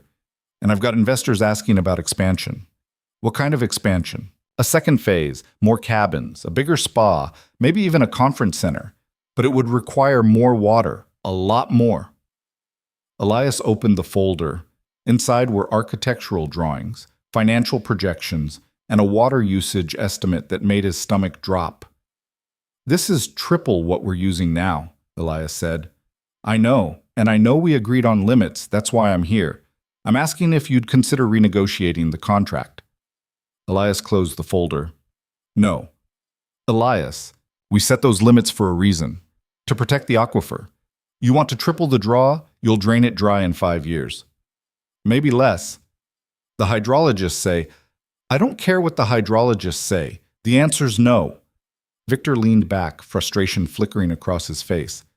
"You're leaving money on the table. A lot of money. I've got enough money. Do you? Because last I checked, you're running a nonprofit on a shoestring budget. You could expand the sanctuary, help more horses, do more good, but not if you're stuck in this scarcity mindset." Elias met his eyes. "This isn't about scarcity. It's about knowing when enough is enough. You build that second phase, and in 10 years there won't be any water left for anyone. Not for your resort, not for my horses, not for the people who live here. I'm not letting that happen." Victor was quiet for a long time. Then he picked up the folder and stood. "I respect your position," he said, "even if I don't agree with it. That's all I'm asking for." Victor left, and Elias sat there with his coffee, feeling the weight of the decision settle over him. He just turned down what was probably millions of dollars. Margaret would have called him crazy. Maybe he was. But when he drove back to the Devil's Anvil and saw the horses grazing peacefully by the spring, he knew he'd made the right choice. Winter came, and with it a cold snap that froze the shallow edges of the spring pool. Elias spent his days breaking ice so the horses could drink, hauling hay, fixing frozen pipes. It was hard work, harder than anything he'd done in years, but his body was adjusting. He was stronger now than he'd been a year ago, leaner, tougher. Ridge stayed close during the cold months, like he was keeping watch. The other horses deferred to him, following his lead, trusting his judgment. He'd become the herd's anchor, the same way he'd become Elias's. In January, the sanctuary took in its 15th horse, a young mare who'd been abandoned at a foreclosure sale. She was terrified of people, wouldn't let anyone near her. But Ridge walked up to her on the first day, calm and steady, and within an hour she was grazing beside him like she'd always been there. Elias watched from the cabin porch, feeling something close to pride. "You're a better man than I am," he said to Ridge. The horse flicked an ear but didn't look up. In February, a reporter from a Reno newspaper showed up, asking to do a story on the sanctuary. Elias almost said no, but Sarah convinced him it would help with donations. The article ran in March with photos of the horses and a long interview with Elias. It painted him as some kind of folk hero, the old man who'd turned a worthless patch of desert into a haven for forgotten animals. Elias hated it, but the donations started coming in. Small checks mostly, but they added up. By April, the sanctuary had enough funding to hire a part-time manager, a young woman named Kelsey, who'd worked at a rescue in Colorado. She took over the day-to-day operations, freeing up Elias to focus on the harder cases, the horses too traumatized or sick for casual volunteers to handle. He was good at it, he realized. Patient, calm. Maybe it was the years with Margaret, who'd needed that same patience at the end. Or maybe it was just age wearing down the sharp edges. In May, Victor called again. "I've got a problem," Victor said without preamble. "What kind of problem?" "The county's pushing for a regional water management plan. They want all major users, agricultural, commercial, residential, to register and cap their usage. If it passes, it could override our private contract." Elias felt his chest tighten. "Can they do that? Legally?" "Maybe. It's untested. But if they force us into a regional cap, we'd both lose control. They'd decide how much water we each get, and there's no guarantee it would be fair." "What do you want from me?" "I want us to present a united front, show the county that we've already got a sustainable system in place, prove that private management works better than government oversight." Elias thought about it. "When's the hearing?" 2 weeks? "I'll be there." The hearing was held at the county courthouse in Ember Creek, a stuffy room packed with ranchers, developers, and activists. Elias sat in the back, feeling out of place in his cleanest shirt and the bolo tie he'd worn to Margaret's funeral. Victor was at the front, flanked by lawyers. The county commissioner, a stern woman named Patricia Morales, laid out the proposal. A regional cap on water extraction, enforced by county inspectors, with penalties for overuse. "The goal is sustainability," Commissioner Morales said. "Too many private interests are draining our aquifers without accountability. This plan ensures that future generations have access to water." A rancher stood up, red-faced. "You're going to tell me how much water I can use on my own land? That's government overreach." "It's resource management," Morales shot back, and it's necessary." The arguments went back and forth for an hour. Then Victor stood up. "Commissioner, if I may," Victor said, "I'd like to present an alternative model." He gestured to Elias, who reluctantly stood and walked to the front of the room. Victor handed him a microphone. "This is Elias Crow," Victor said. "He and I co-manage a spring that feeds both his sanctuary and my resort. We've been doing it privately, with strict limits and regular monitoring for over a year. And it's working." Elias cleared his throat. "We set extraction limits based on geological data. We monitor the aquifer levels every month, and we've got a binding contract that either of us can enforce if the other violates the terms. No government oversight needed." Commissioner Morales looked skeptical. "And what happens when one of you wants to expand, when profit motives override conservation?" "Then the contract breaks and we end up in court," Elias said. "But so far we've both stuck to the agreement, because we know if we don't, we both lose." Another commissioner, younger, leaned forward. "This is an interesting case study, but it's one example. How do we scale that across the entire county?" "You don't," Victor said. "You let private landowners manage their own resources, and you step in only when they fail.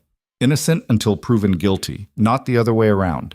The hearing went on for another 2 hours, but Elias could tell the tide was shifting. By the end, Commissioner Morales agreed to table the regional cap proposal and instead create a voluntary registry for private water management systems. It wasn't a total victory, but it was enough. Outside the courthouse, Victor shook Elias's hand. "We make a good team." "Don't get used to it," Elias said, but he was smiling when he said it. By summer, the sanctuary had 23 horses. The Devil's Anvil, once barren and lifeless, was now green in patches where the spring water spread. Grass grew. Wildflowers bloomed. Birds nested in the rocks. Elias turned 73 in July. He didn't celebrate, but Sarah brought a cake to the sanctuary and the volunteers sang. Ridge ate half the cake before anyone could stop him. That night, Elias sat on the porch of his cabin, watching the sun set over the desert. Ridge was lying nearby, dozing. The other horses were scattered across the basin, grazing peacefully. He thought about the past year, about how close he'd come to losing everything, about how one dying horse had changed the trajectory of his entire life. "We did all right," Elias said to Ridge.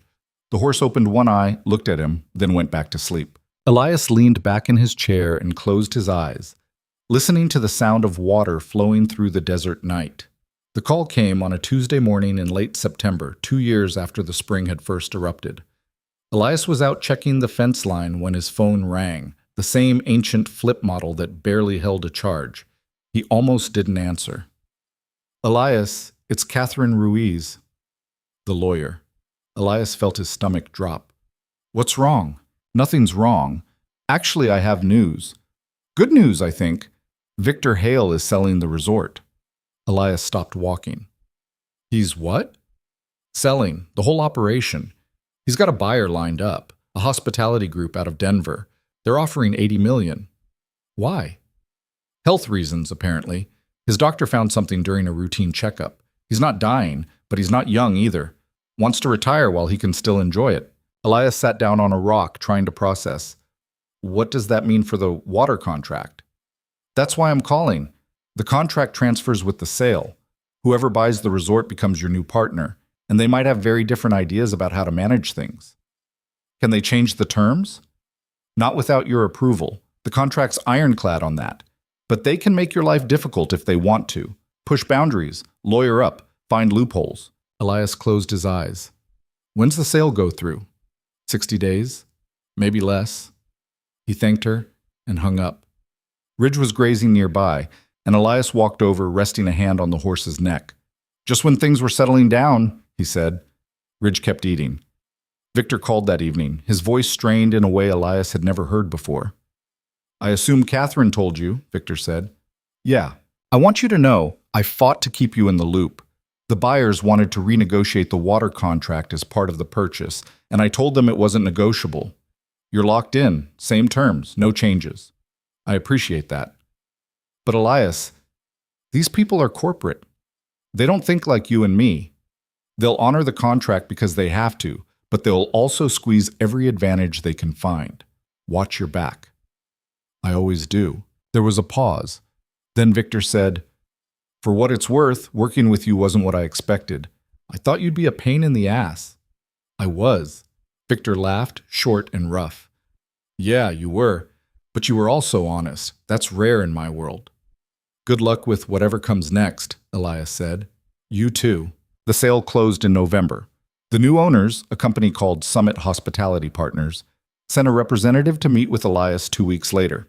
The man's name was Derek Lansing, mid-30s, suit that probably cost more than Elias made in 6 months.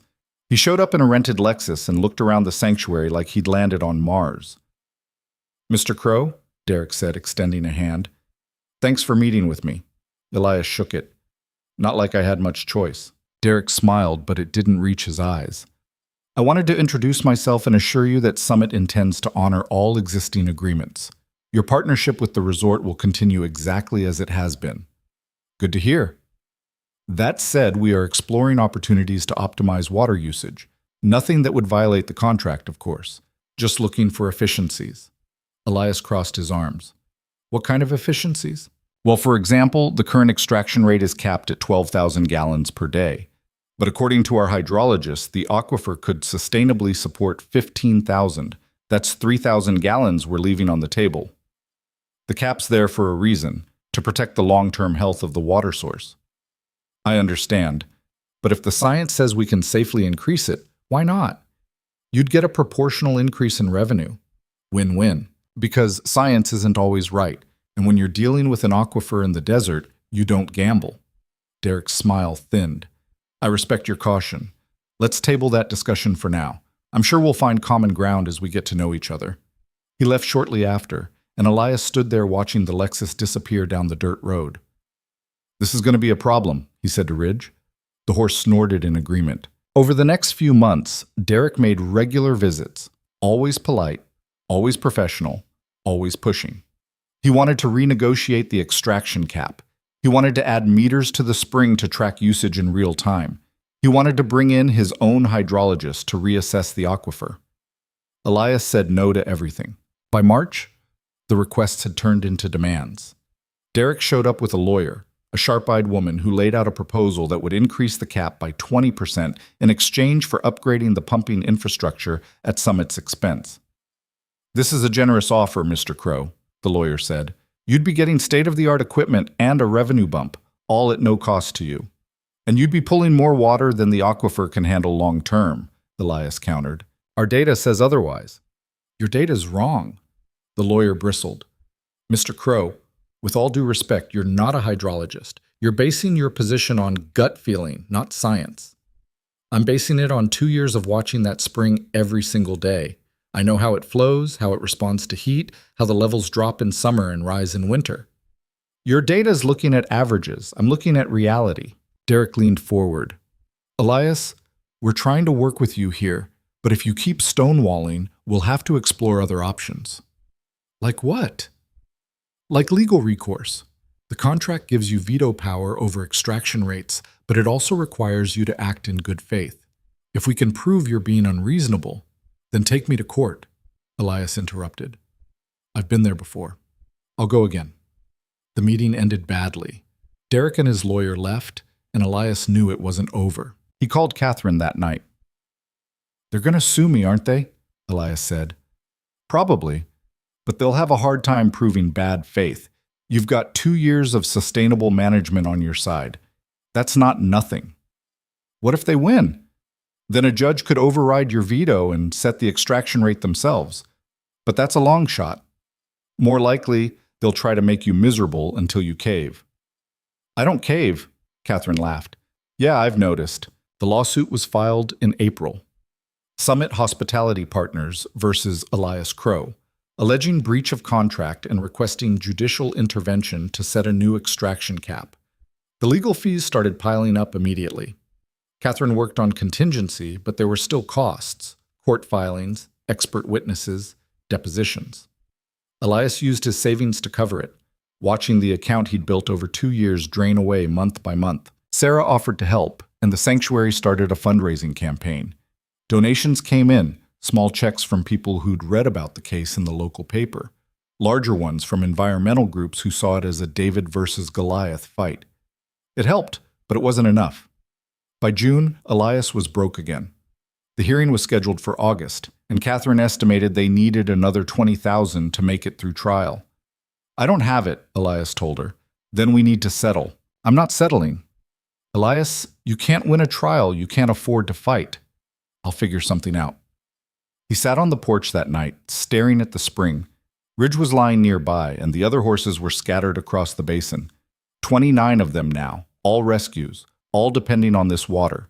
He thought about giving up, thought about calling Derek and accepting whatever terms they'd offer. It would be easier, smarter, probably. But then he thought about the way Ridge had pawed at that rock 2 years ago, refusing to quit even when everything looked hopeless. And he knew he couldn't walk away. The next morning, he drove into Ember Creek and stopped at every business on Main Street.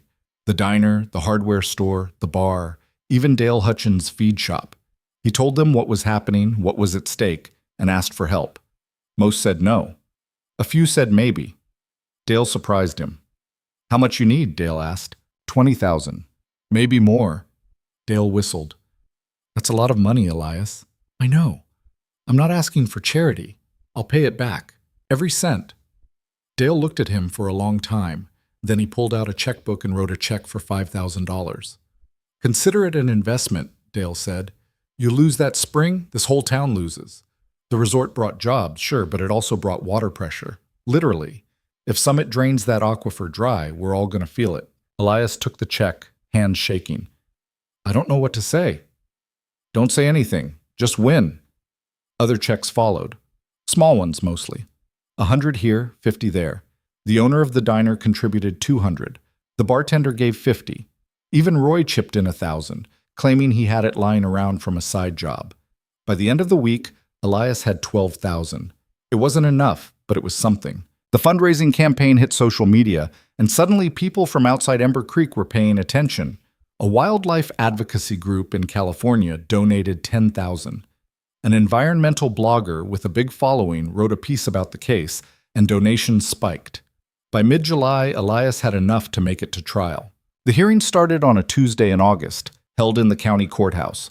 The room was packed. Locals, reporters, activists, Summit's legal team. Derek sat in the front row, looking confident. Summit's lawyer went first, laying out their case. They brought in hydrologists who testified that the aquifer could support higher extraction rates. They showed charts, graphs, computer models, all of it pointing to the same conclusion. Elias was being unreasonable. Catherine cross-examined hard, poking holes in the data, questioning the assumptions. But Summit's experts were good, and their arguments were polished. Then it was Elias's turn. Catherine called him to the stand, and he sat there in his one good shirt, feeling out of place. The judge, a no-nonsense woman in her 60s named Margaret Chen, looked at him over her glasses. "Mr. Crow," Catherine said, "can you explain why you've refused to increase the extraction cap?" Elias took a breath. "Because I've been watching that spring for 2 years, every day, and I've seen how it changes. In summer, the flow drops. Not a lot, but enough to notice. In winter, it comes back. That tells me we're riding close to the edge. If we push it harder, we might not see the drop until it's too late." Summit's experts say the aquifer can handle more. What makes you think you know better? "I don't know better, I just know different. They're looking at numbers. I'm looking at the water." Summit's lawyer objected, calling it anecdotal evidence. Judge Chen overruled. Catherine continued, "What happens if the extraction rate is increased and you're right? Then the spring dies, and with it, everything that depends on it, the sanctuary, the resort, the aquifer that feeds the whole region. Once it's gone, it's gone. And if you're wrong," Elias met her eyes, "then I cost Summit some money, but they'll survive. The spring might not." Summit's lawyer took over on cross-examination, trying to paint Elias as a stubborn old man clinging to outdated ideas. Elias didn't fight it. He just answered the questions, steady and calm, the same way he'd handled everything else. The trial lasted 3 days. On the 4th day, Judge Chen issued her ruling. She sided with Elias. The courtroom erupted, cheers from the back, groans from Summit's side. Judge Chen banged her gavel, calling for order. "The contract is clear," she said. "Mr. Crow has final say over extraction rates, and the evidence does not support a finding of bad faith. His management has been cautious, yes, but caution is not unreasonable when dealing with a finite resource. Summit's motion is denied." Derek looked like he'd been punched. His lawyer started to object, but Judge Chen cut her off. "This matter is closed. Court adjourned." Outside, reporters swarmed Elias, but Catherine steered him away. Sarah was waiting with the truck, and they drove back to the sanctuary in silence. When they pulled up, Ridge was waiting near the gate. Elias got out and walked over, and the horse pressed his forehead against Elias's chest. "We did it," Elias said quietly. Ridge exhaled, warm and steady. The victory didn't end the fight. Summit filed an appeal, which was denied. Then they tried to renegotiate, offering more money, better terms, anything to get Elias to budge. He refused every time. By the following spring, Summit gave up. Derek stopped calling. The resort continued operating under the original contract terms, and the water kept flowing. Elias turned 75 that July. The sanctuary now had 34 horses, and Sarah had hired a full-time staff of 3. The Devil's Anvil had gone from worthless land to a functioning nonprofit, pulling in enough donations to cover operating costs. Elias still lived in the small cabin, still spent his days mending fences and hauling feed. His hands were more gnarled now, his back stiffer, but he kept going. One afternoon in September, he got a call from Victor. It had been over a year since they'd spoken. "Elias, it's Victor. Didn't think I'd hear from you again." "Yeah, well, I wanted to check in, see how you're holding up." "I'm fine. Sanctuary's doing good. Water's still flowing. I heard about the trial. Congratulations." "Thanks." There was a pause. Then Victor said, "I was wrong about you. Back when we first met, I thought you were just another obstacle, someone to get around. But you taught me something." "What's that?" "That some things are worth more than money. I spent 40 years chasing deals, building projects, making profits, and I've got nothing to show for it except a bank account and a bad heart. You've got a sanctuary full of horses and a piece of land that actually matters. I think you won." Elias didn't know what to say to that. "Anyway," Victor continued, "I'm moving to Oregon, buying a cabin near the coast. Gonna spend whatever time I've got left watching the ocean. Thought you should know." "Take care of yourself, Victor." "You too, Elias." They hung up, and Elias sat there for a while thinking about the strange path that had brought them together. Two men who should have been enemies, ending up as something close to friends. In October, a film crew showed up at the sanctuary. They were making a documentary about water rights in the West, and someone had told them about Elias's story. He almost said no, but Sarah convinced him it would help with fundraising. The crew spent a week filming, shots of the horses, interviews with Elias, footage of the spring. The director, a young woman named Maya, asked him questions he didn't know how to answer. "What would you say to someone who's facing an impossible situation?" Maya asked. Elias thought about it. "I'd say it's only impossible until it's not. I thought I was done 2 years ago, broke, alone, waiting to die. Then I found Ridge, and he showed me something. That you don't quit just because the odds are bad. You keep going because that's all you can do." "Do you think you would have survived without the horse?" "No, but I also don't think Ridge would have survived without me. We saved each other. That's how it works sometimes. You don't make it alone." The documentary aired the following spring on a regional PBS station. It was 30 minutes long, mostly footage of the sanctuary and interviews with Elias, Sarah, and some of the volunteers. The response was bigger than anyone expected. Donations flooded in. People from across the country reached out, asking to visit, to volunteer, to help. By summer, the sanctuary had a waiting list of horses that needed placement. Sarah hired more staff, built more shelters, expanded the grazing area. The Devil's Anvil was thriving in a way Elias had never imagined. He was sitting on the porch one evening in late June when a truck pulled up, beat-up Ford, older than his. A man got out, maybe 60, with a weathered face and tired eyes. "You Elias Crow?" the man asked. "Yeah, I'm Tom Harding. I've got a horse. Gelding, about 8 years old. Rescued him from a kill pen 3 months ago, but I can't keep him. Heard you might have space." Elias walked over to the trailer. The horse inside was thin, scarred, with a long gash across his shoulder that was healing badly. "What's his story?" Elias asked. "Don't know much. Previous owner ran a trail riding outfit, went bankrupt. This guy ended up at auction. Nobody wanted him." Elias looked at the horse, who stared back with wary eyes.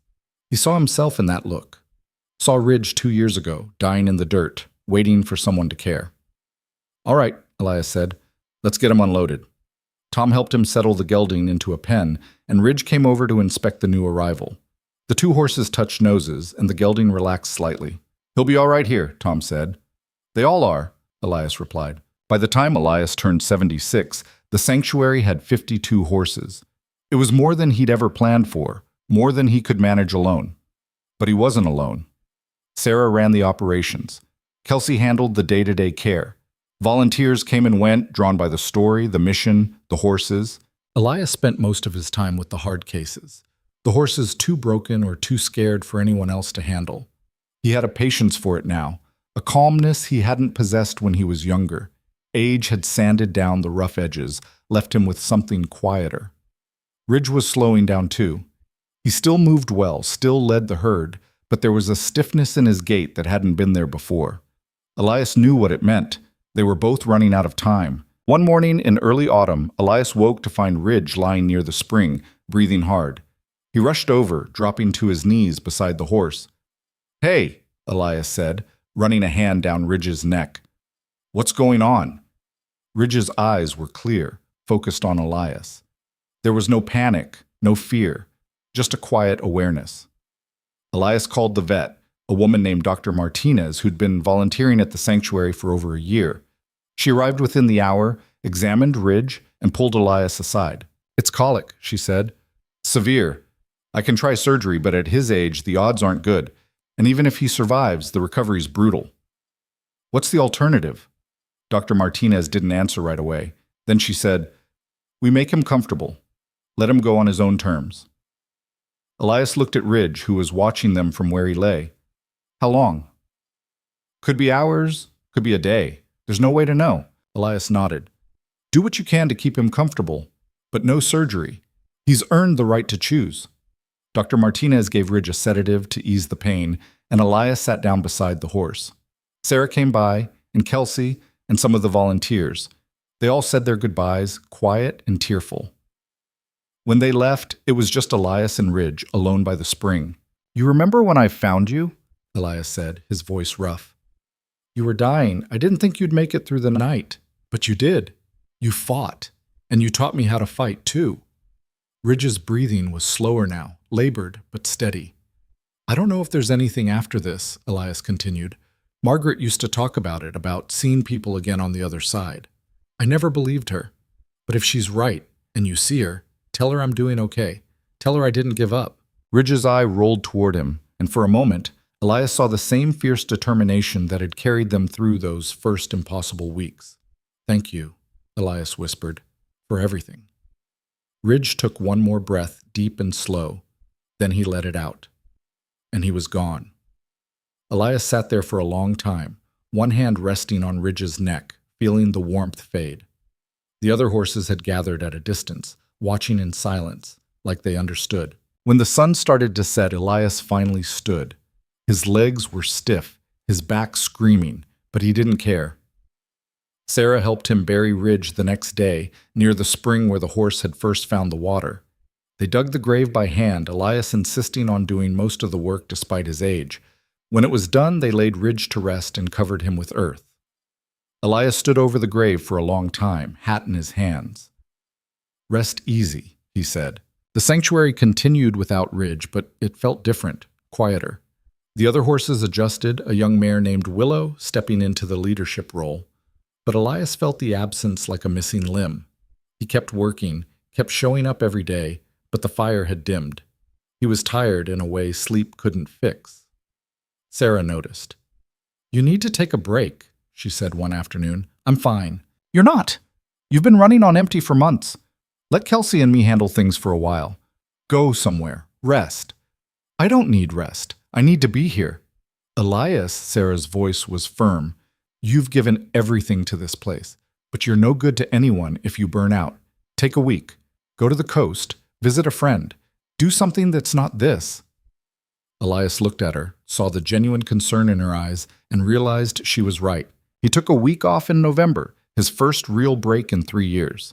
He drove to the coast, stayed in a cheap motel, and spent his days walking along the beach. The ocean was cold and gray, nothing like the desert, but it was peaceful. On the last day, he sat on a bench overlooking the water and thought about everything that had happened. The land, the spring, the horses, Ridge. All of it felt like someone else's life. But it was his. He'd built it, fought for it, kept it alive when everyone said it was impossible, and he wasn't done yet. When he got back to the sanctuary, he felt something he hadn't felt in months. Not quite hope, but something close. A quiet determination. The years that followed were gentler. Elias scaled back his hours, letting the staff handle more of the daily operations. He focused on the horses that needed him most, the ones too damaged for anyone else. The sanctuary kept growing. By the time Elias turned 80, they had 70 horses and a full-time staff of 8. The documentary had aired again on a national network, bringing in more donations, more volunteers, more support. Victor sent a postcard from Oregon. Just a picture of the coastline and a single sentence. Still watching the ocean, still glad I met you. Elias pinned it to the wall of his cabin. In the spring of his 81st year, Elias started having chest pains. Dr. Martinez insisted he see a specialist, who ran tests and delivered the news Elias had been expecting. Your heart's worn out, the doctor said. You've got maybe a year, maybe less. There are treatments, but at your age, they're not going to buy you much time. What if I don't do the treatments? Then you've got 6 months. Maybe. Elias thought about it. I'll take the 6 months. He told Sarah, who cried. He told Kelsey and the rest of the staff, who looked at him like he was already gone. He told the horses, who didn't understand but stayed close anyway. He spent his remaining time doing what he'd always done, mending fences, hauling feed, sitting by the spring and watching the water flow. On a warm day in October, 8 months after the diagnosis, Elias woke up feeling different, lighter, like something had shifted. He got dressed, walked outside, and sat down on the porch. The sun was just coming up, turning the desert gold. The horses were grazing peacefully.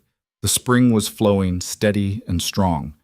Sarah found him an hour later, still sitting there, hat in his lap, eyes closed. He looked peaceful. They buried him next to Ridge, near the spring. The whole town showed up, people who'd known him, People who'd heard his story, people who just wanted to pay their respects. Sarah gave a short eulogy, talking about stubbornness and courage, and the way one man had turned a graveyard into a sanctuary. The Devil's Anvil continued without him. Sarah took over as director, Kelsey as operations manager. The sanctuary kept growing, kept saving horses, kept thriving, and the spring kept flowing. Years later, a new volunteer asked Sarah about the 2 graves near the water. Who's buried there? Sarah looked at the simple markers, one for Ridge, one for Elias. That's the man who started all this, she said, and the horse that saved him. What was he like? Sarah thought about it. Stubborn. Impossible. The kind of person who'd fight a losing battle just because it was the right thing to do. She smiled. And he won, not because he was strong or smart or lucky, but because he refused to quit. The volunteer looked at the graves, then at the sanctuary, the horses, the water, the green growing in the middle of the desert. He did all this? No, Sarah said. The horse did most of it. Elias just listened. She walked away, leaving the volunteer alone with the graves and the sound of water flowing through the Nevada desert, turning death into life, one drop at a time. The land that had been worthless was now priceless. The man who'd been forgotten was now remembered, and the horse who'd been left to die had become the foundation of something that would outlive them all. Because that's the thing about second chances. They don't come when you expect them. They come when you're at the end, when you've got nothing left to lose, when the only choice is to fight or fade. And sometimes, if you're stubborn enough, if you refuse to let go, if you trust the instincts of a dying horse in the middle of nowhere, you find something worth living for. Not a fortune, not fame, not even happiness, really. Just a piece of land, a spring that won't quit, and the knowledge that you made something matter. That's enough. It was enough for Elias. And in the end, that's all any of us can hope for.